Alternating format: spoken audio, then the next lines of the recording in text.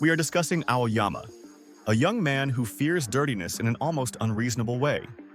He has become an absolute clean freak as a result of this. Whatever you do, don't touch him or pass him something that isn't already his, or you'll be dodged and then ignored without reservation. Now, cleaning isn't the only thing Aoyama is good at. In fact, Aoyama leads his team to victory in the World Cup after being cornered on the pitch. He is also a member of the Japanese under-16 youth team. It would be an understatement to say he's a good player, a mutant prodigy. Though of course, even when his teammates jump over him and try to celebrate, he gracefully dodges them all and makes sure to follow the COVID regulations. Though other than being part of the youth team, Aoyama goes to a totally normal and ordinary school called Fujimi High School. Even a stranger can see that he enjoys celebrity status at his school, despite the fact that he hardly ever talks to anyone. He gets the crazy urge to clean anything he sees dirty, and other students occasionally congregate around him to witness his elegant antics. Girls go without saying, but even boys can't help but be enthralled by Aoyama's presence. It's still difficult though, because despite his best efforts, Aoyama is limited in his ability to maintain order as a football player. It's inevitable that he will get dirty, or worse, maybe one day he will get touched by another player. Luckily for him, his teammates are all basically his fans, with one exception though, and that's the filthy rich Kaoru Zaisen.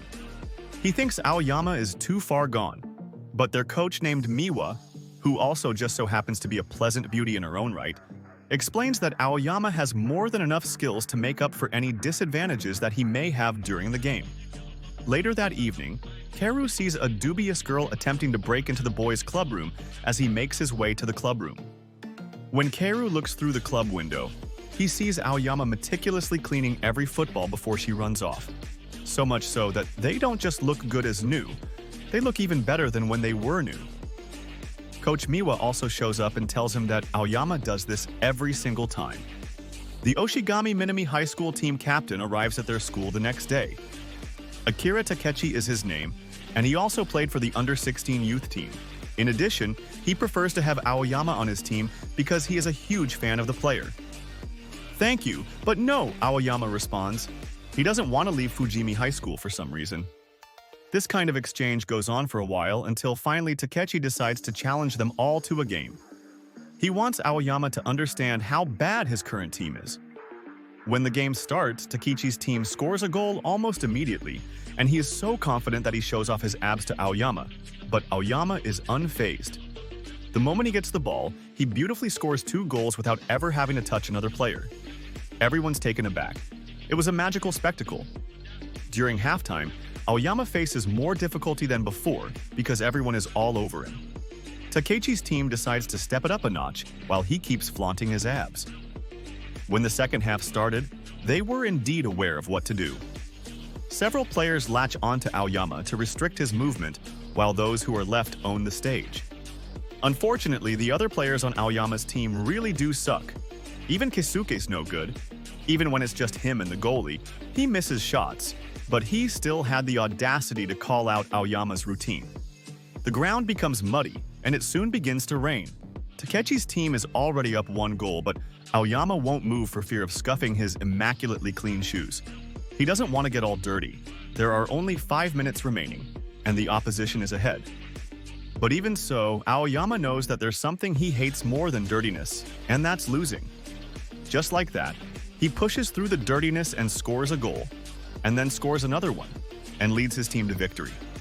All of a sudden, everyone is running towards Aoyama in celebration, but it will take a miracle for them to catch him. You recall the girl who attempted to enter the clubroom? Well, her name is Moka Goto, and she has a crush on Aoyama ever since he talked to her back in elementary school. That moment changed her life and turned her into a stalker. She keeps peeking into the room while Aoyama is cleaning, and she even enters covertly.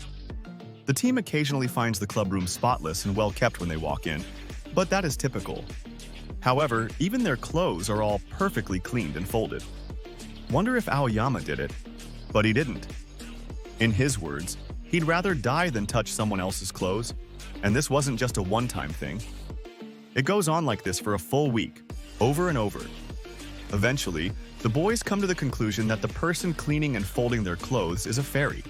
However, The next time Aoyama witnesses someone in the act, it's that girl, Mocha Goto. She's been the one cleaning every single aspect of the club room, including their clothes and stuff. Much to her surprise, he asks her if she needs help, and then goes on to recommend an exclusive cleaning agent. And with that, folks, let me just say that this video is sponsored by… Just kidding, that would be absurd. He addresses her by name and gives her the cleaning agent recommendation after that. This hits her in the sweet spot. She had no idea that someone as iconic as Aoyama would even remember a side character like her. Her eyes begin to well up with tears. Everyone else arrives in the club room at that same moment. They're not very pleased to see Aoyama alone with a girl, but change their tune when they realize that the one who's been cleaning their clothes and stuff is a girl. The captain invites her to be their club manager, and of course, she passionately accepts. Things have been fine so far. A female stalker is not strange at all, at least not for very long. The following day, Aoyama is having a shower in the club room while the boys are in there. One of them is daring enough to take a whiff of Aoyama's towel.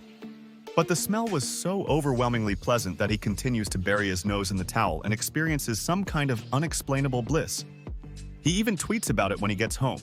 And believe me when I say that word gets out pretty quickly. The following day is total chaos as everyone, irrespective of their feelings toward Aoyama, turns up at the practice in an attempt to smell Aoyama's towel. Fortunately, our new club manager, Mocha Goto, wasn't taking any of it. She covers a baseball bat with nails and takes an offensive stance. But she didn't have a chance because there were just too many students. Aoyama continues to sidestep them all, until Kyodo eventually raises his voice and chastises them all.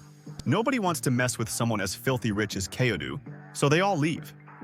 Kyodo's world is turned upside down, but when he's by himself in the club room, his curiosity gets the better of him, and he gives in after attempting to keep the towel from falling to the ground and takes a sniff.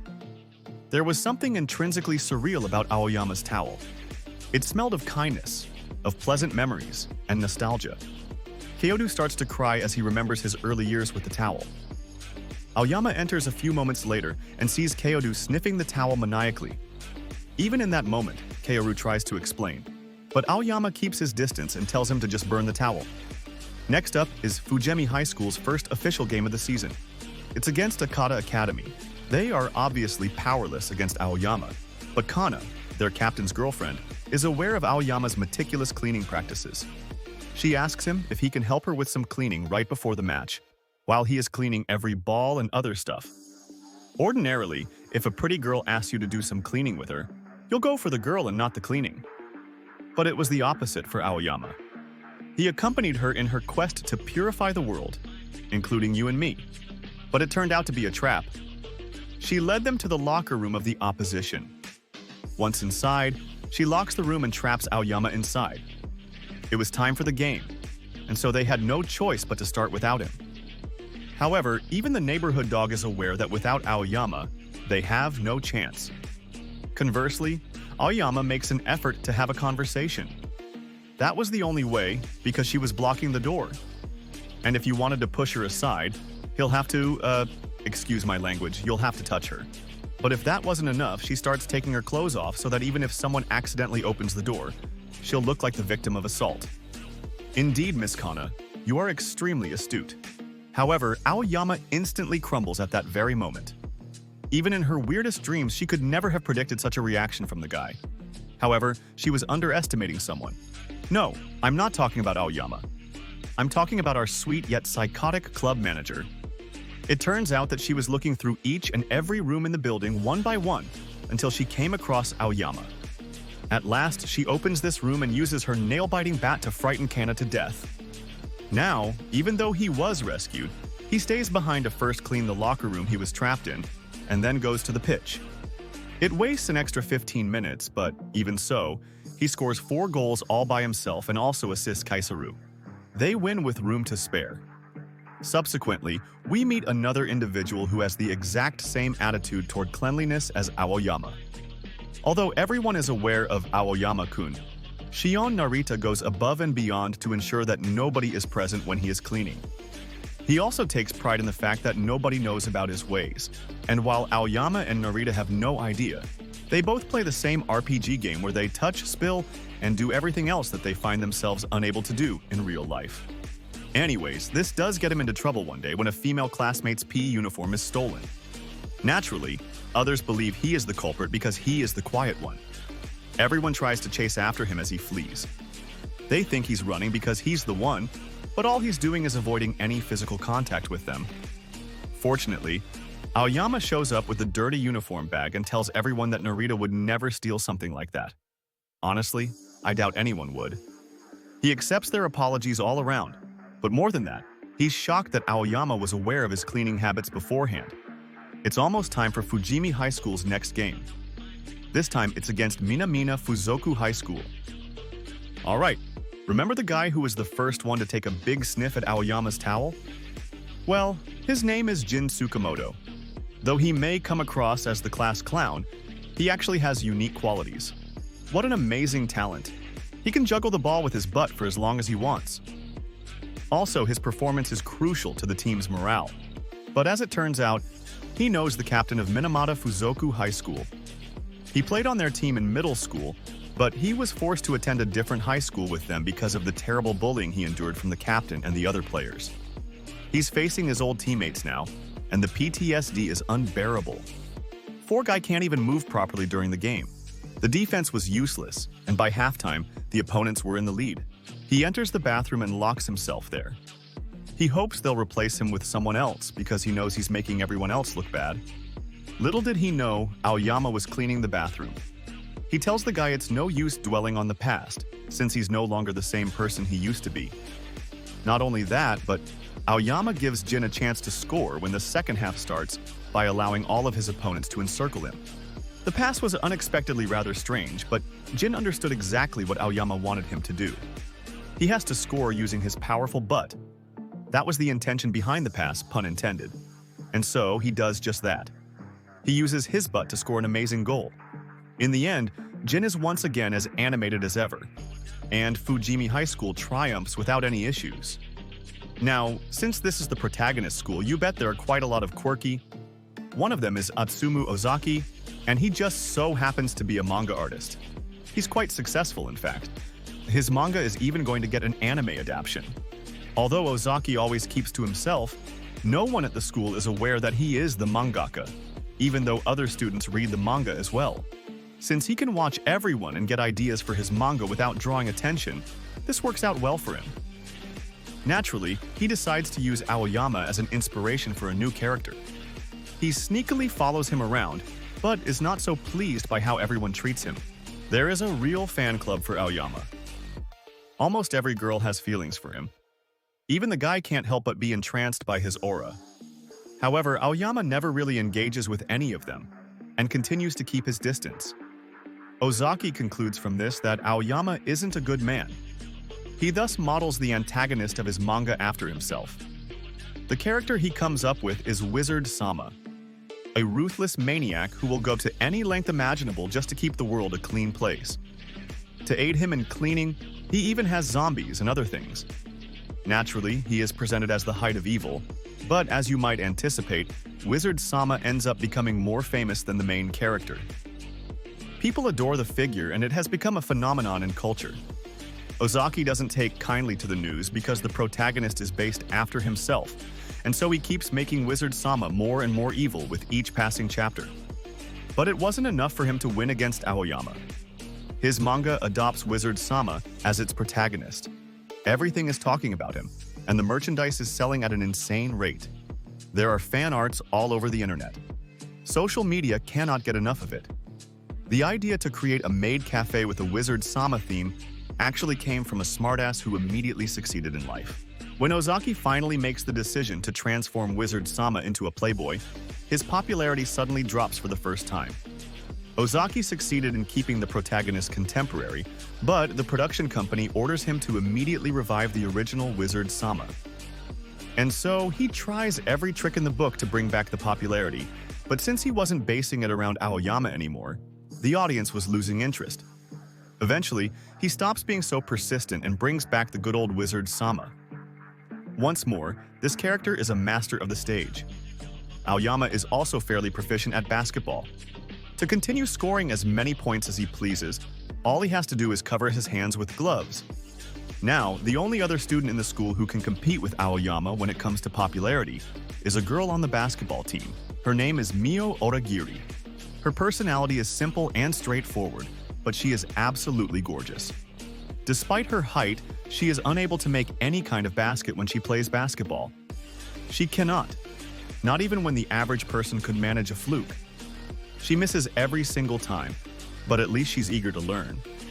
She goes up to Aoyama and asks him for advice since he's really good at it, but all he ever tells her is the feeling of the ball. The next time they play, she miraculously does a gorgeous jump and gets ready to dunk when the ball bounces off someone else. However, Aoyama earns her the point by casually kicking it back into the basket. Mio is ecstatic. She gives Aoyama a shoulder pat and expresses gratitude for his advice. Everybody freaks out since it's common knowledge not to touch Aoyama, but much to everyone's surprise, Aoyama can handle her touches no problem. In fact, he himself is also surprised, probably more than anyone else. He feigns as usual and asks another cute girl to shake his hand to see if he can handle her touch as well. Mio appears to be the selected one, so this kick-starts a beautiful relationship between the two oddballs. From that day onward, Aoyama eagerly engages in physical contact with her. Arm wrestling, giving each other high fives, making your own lunches. You know, typical activities with a friend. But as a result, the school descends into total chaos. Everyone thinks they're in a relationship, and so their motivation to always cheer for Aoyama somehow plummets. Later, he asks Mio to come watch his game, and whatever he does well, he engages in a high five with her. Mocha was watching everything, and although it was difficult for her, she used to be his primary pursuer, she understands that this is exactly what Aoyama has always desired to do. And now he has someone he can touch physically without losing consciousness.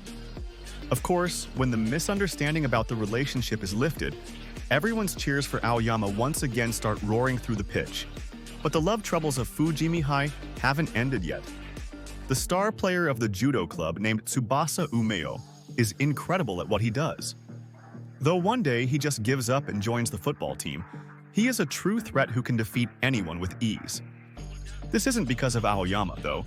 Instead, it's because our manager is the object of his crush. However, he has no idea that Mocha's already madly in love with Aoyama. In fact, she always wears a shirt that has "I love Aoyama" written on it. Yes, those who refuse to see are the most blind of all. He ultimately comes to the realization that the girl's heart belongs somewhere else and makes the decision to take Mocha and Aoyama to a zoo. The three of them then go to the zoo, but while Aoyama is looking at all those wonderful animals, Mocha's only looking at him, and Umio is looking at her. We also have the other players on the team tailing the three of them. Despite Mocha's desire for no relationship with him, they believe Umeo is somehow pressuring her into it. They seriously underestimated the steel balls on this complete gigachad. Little did they know, even though Umeo loved Mocha all this time, he was simply trying to get her closer to Aoyama. While the sun gradually sets in the background, he watches from a distance as both Aoyama and Mocha take a boat ride in the lake together. The man had made his decision. The stunning coach of the team is later revealed to be an avid fan of a particular football anime. She's even working on otaku pillows. When she learns that the anime team will be attending a training camp, she determines that they ought to follow suit. Quite conveniently, they don't have to worry about the expenses at all since Kyodo's family secretly runs the world. I'm just kidding. They are filthy rich though, and the training camp takes place at a beach resort his family owns. Moreover, this is a beach episode because Mio and the other girls go with them. When the girls are dressed in their bikinis, the boys become sidetracked, but Mocha literally makes a fool of them by dribbling past them all. Even Aoyama had to do more than necessary to snatch the ball from her. That's right, in his attempt, he accidentally touches her foot. This incident has altered Mocha's life once more. Later, as a test of bravery, they all visit a nearby haunted building, but Aoyama is powerless to stop herself. He cleans the place until it's no longer recognizable. After the training camp, as they go back to the usual practice, a beautiful girl from another school shows up and greets Aoyama. Kozue Kurata is her name, and based on appearances, Aoyama is already familiar with her. The other guys attempt to follow him after school to find out where he goes, but they all wind up outside the home of famed Spanish national team football player Seigo Ibuki. When they go inside, They find Aoyama cooking dinner for this legendary player. As it turns out, Aoyama has been cooking dinner for him ever since he lost to Seigo in a one-on-one match some time ago. But that's not all. Seigo was a teammate of his from his youth team days. Regarding the girl who appeared at the practice, she is the girlfriend of Seigo. Of course, Aoyama's friends are Kozue and Seigo. However, there is some instability in Seigo and Kozue's relationship, despite their love for one another. It's just that Seigo thinks Kozue's cooking is boring. But little does he know that that's only because she makes sure that all of his nutritional needs are met. She feels bewildered and upset with him for not being able to comprehend such a basic truth, and Seigo has the audacity to buy her a cookbook for beginners. He can be pretty dim, even though she's always watching out for him. Fortunately, Aoyama helps them resolve this little lover's quarrel by making Seigo realize Kozue's actual intentions. All in all, this was a genuinely sweet episode. Next, there's Kazuma, a football player who magically improves at the sport while also changing his hairstyle to resemble Aoyama. Not to add, he becomes more and more popular with the girls. It makes no sense, but it works. Kisuke is frustrated because he lost his position as a forward to Kazuma. When he goes to ask Mocha for assistance, the endearing manager chooses to give it to him. But regrettably, Keisuke is so awful at this game that even without a goalkeeper, he is unable to score. Mocha doesn't know what to do with him. It should be theoretically impossible to be this bad at a game. Keisuke's father was conveniently close by. As he commends his son for his hard work, he also decides to offer the coach $1,000,000 to get his son back in the starting lineup. This gets on Mocha's nerves, and she ends up beating the living daylights out of both the father and the son. She trains Keisuke all night, and finally gets him to the point where he has a 50% chance of scoring on an empty goalpost. In the meantime, Kazuma's temporary boost from robbing Aoyama of his hairstyle wears off, and he returns to his role as the team clown. Regarding Aoyama, the other players are a little concerned because given his reputation, he appears to be being scouted by many elite universities these days. Be that as it may, Keisuke tells Aoyama that it's okay for him to leave the school if he has better options, but Aoyama doesn't give him any sort of reply. This does trigger the question though, why does someone of his status go to such a mediocre school? I am referring to Aoyama as well as Kaoru. While the other comes from an almost repulsively wealthy family, the former was a member of the under-16 youth team. Anyway, their next game begins, and it's against the renowned Kuraishi High School. They are the best around when it comes to their iron wall defense. Their strikers continue to score goals, and to make matters worse, Aoyama gets dirty while attempting to defend a goal. They have a strong start, and the defense seizes on Aoyama. There were only 5 minutes left in the end. They were going to lose the game at this rate, but Kaoru is startled to see his mother supporting him. This gives him the push he needed to lead his team to victory.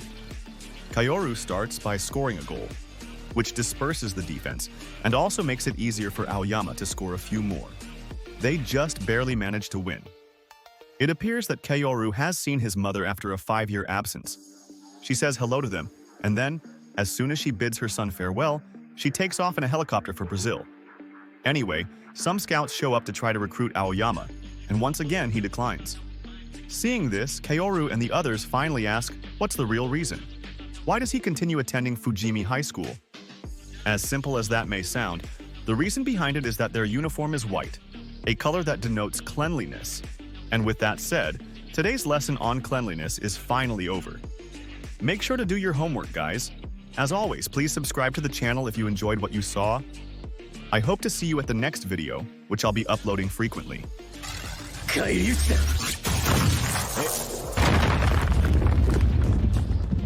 何すんだ誰だてめえカツアゲする気か買い物の邪魔すんな